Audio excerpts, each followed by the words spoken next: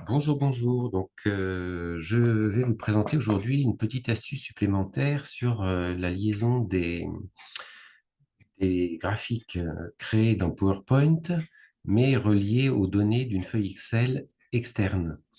Donc, si vous êtes là, vous savez de quoi je parle, hein, probablement, puisque vous souhaitez avoir des graphiques qui se mettent à jour automatiquement dès que vous modifiez la feuille Excel de l'autre côté, alors que vous êtes dans PowerPoint avec votre graphique.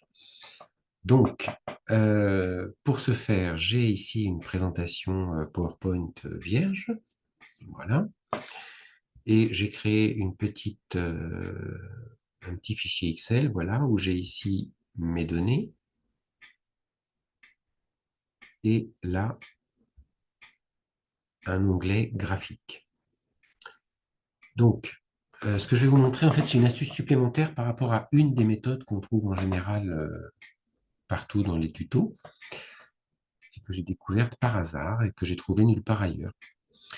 Donc, c'est une exclusivité, hein, attention. Alors, évidemment, on crée son graphique dans Excel et pas dans PowerPoint. Donc, je fais insertion d'un camembert anneau, par exemple. Je double-clique dessus pour avoir création de graphique en menu, là en haut. Là, je sélectionne les données. Donc, j'ai ce petit pop-up qui apparaît ici. Je vais donc, sur mon onglet des données, sélectionner la plage des cellules qui m'intéresse. Elle se met dans mon petit pop-up. Je confirme OK. Et j'ai mon graphique sur lequel je demande à voir aussi les chiffres. Voilà, 50, 22, 28. Je vais l'agrandir un petit peu. Voilà. Et j'enregistre ça. Donc, je sélectionne mon graphique, je fais CTRL-C pour copier. Je vais dans mon PowerPoint et je fais CTRL-V pour coller. Donc, j'ai mon graphique qui est présent dans PowerPoint et je vais enregistrer. Donc, on va voir maintenant que si je ferme mon PowerPoint, alors non, je vais faire une chose avant, pardon. Je vais dans Fichier, en haut à gauche, ensuite Information, et modifier les liaisons vers les fichiers. Et là, vous voyez, j'ai mon premier graphique dans la liste qui est apparu et qui est en mise à jour manuelle. Donc, je demande mise à jour automatique. Voilà, je ferme et je retourne à ma diapo, j'enregistre. Et donc, je voulais fermer mon PowerPoint pour vous montrer. Je vais fermer le Excel aussi. Je vais mettre d'autres chiffres. Excusez-moi, c'était juste pour être propre pour tout à l'heure. Donc, je ferme mon Excel. Voilà, donc si j'ouvre un PowerPoint avec une liaison, j'ai cette fenêtre d'alerte de sécurité qui me dit qu'il y a une mise à jour de liaison qui est demandée. Et si je veux la faire, donc je dis oui, mise à jour des liaisons. Voilà, et j'ai toujours mon graphique qui est là. Si je le mets à jour dans Excel, si je fais une modification, donc au lieu de mettre 50 par exemple dans le bleu là, enfin, dans l'anneau c'est bleu cette partie-là, hein, je vais mettre 100, voilà, j'enregistre. Et donc, dans le PowerPoint, il y a deux façons de le mettre à jour. Alors, parfois, ça se met tout seul, mais c'est pas toujours évident. Donc, il y a deux façons de le mettre à jour. Vous pouvez faire ça et toc, votre graphique se met à jour. Je vais enregistrer. Et l'autre façon, la plus sûre pour tout le monde, donc là, je vais remodifier à 50. Voilà. Je vais fermer. Donc, ça, c'est pas mis à jour. Je pourrais recliquer sur le petit entonnoir. Mais bon, la méthode la plus sûre, c'est vous fermez votre PowerPoint, vous le rouvrez, il vous demande mise à jour des liaisons. Et là, j'ai mon 50 qui est de nouveau à jour. Bien. Donc jusque-là, on est dans la méthode classique. Ce que je vais vous montrer maintenant, c'est une petite astuce que j'ai trouvée pour éviter de charger trop le travail. Donc vous allez avoir besoin de faire le deuxième trimestre. Donc vous pouvez dupliquer votre diapo ou copier-coller votre graphique sur une autre diapo ou sur la même diapo, peu importe. En tout cas, vous avez une copie de votre graphique premier trimestre qui va vous servir à faire le deuxième trimestre. Et dans Excel, en général, on vous demande enfin, on vous montre qu'on fait un deuxième graphique pour le deuxième trimestre et peut-être un troisième pour le troisième trimestre, etc. Donc, c'est pas nécessaire. Je ferme mon Excel. Et c'est important qu'il soit fermé, hein. Donc, là, je suis sur ma deuxième diapo et je vais transformer ce premier trimestre en deuxième trimestre. Donc, je vais dans le petit entonnoir, sélectionner les données. Et là, il m'ouvre le pop-up des plages à sélectionner et la feuille Excel sans ouvrir Excel. On reste dans PowerPoint. Et là, je demande le deuxième trimestre. Je dis OK sur le petit pop-up, hein, ici. Voilà. Là, je dis OK ici. Et je peux fermer mon petit Excel. Voilà. Donc là, j'ai mon premier trimestre ici, mon deuxième trimestre ici. Je vais faire le troisième trimestre sur la troisième diapo, sur la copie du deuxième. Donc, sélectionner plage de données. Et là, je prends le troisième trimestre. Hop là. Attendez.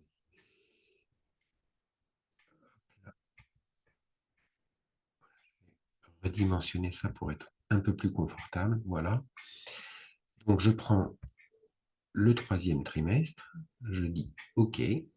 Voilà. Et là, j'ai les chiffres du troisième trimestre.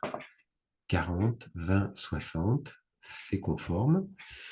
Je vais maintenant sélectionner pour le quatrième trimestre. Sélection des données. Ah, j'aurais dû fermer ça avant. Voilà. Donc, je vais sur le quatrième trimestre. Sélection des données.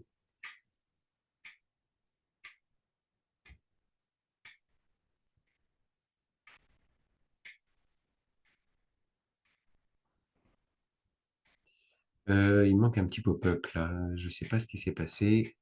Bougez pas. On va enregistrer ça. On va fermer. On va rouvrir. Mise à jour des liaisons. Donc, je vais sur le dernier et je fais sélectionner les données. Voilà, j'ai de nouveau mon petit pop-up qui est revenu, hein. Des fois, il faut fermer PowerPoint parce que il n'est pas toujours parfait, même s'il est très puissant.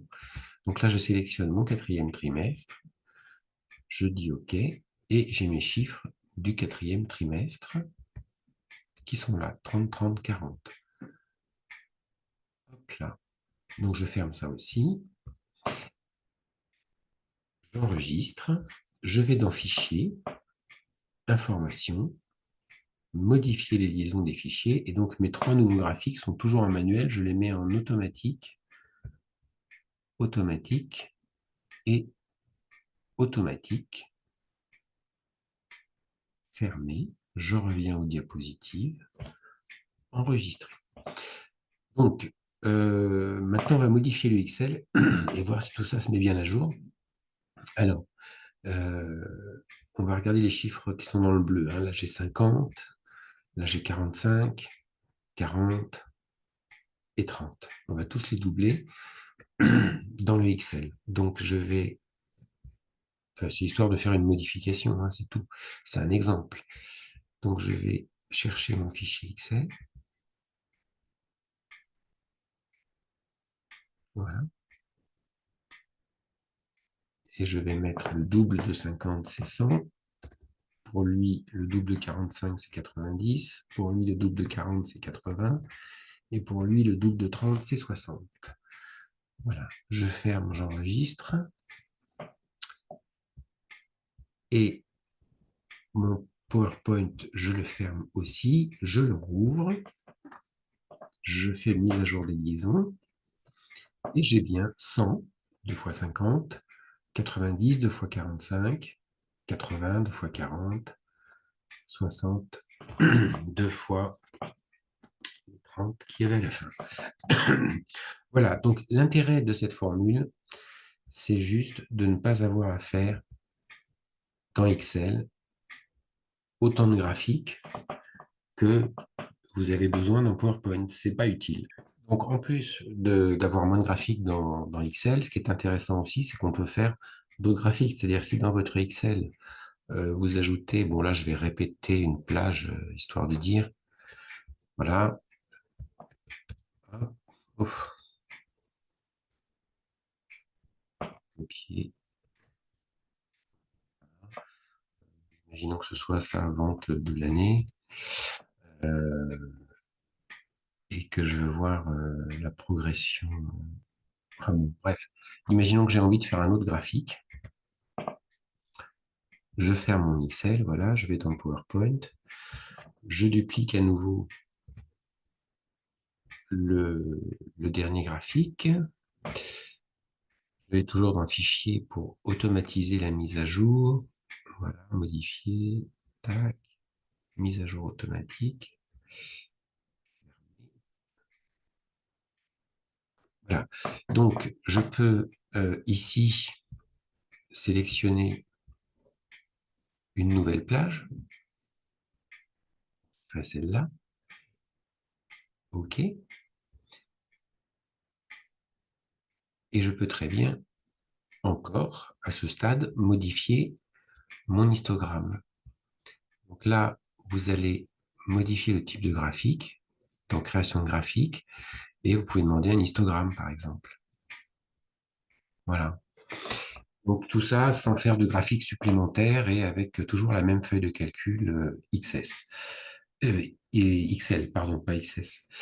Voilà, donc c'était les deux astuces. Moins de graphiques dans Excel et la possibilité de faire d'autres graphiques, même s'il n'y en a qu'un dans Excel. Donc à bientôt pour de nouvelles astuces et bonne continuation.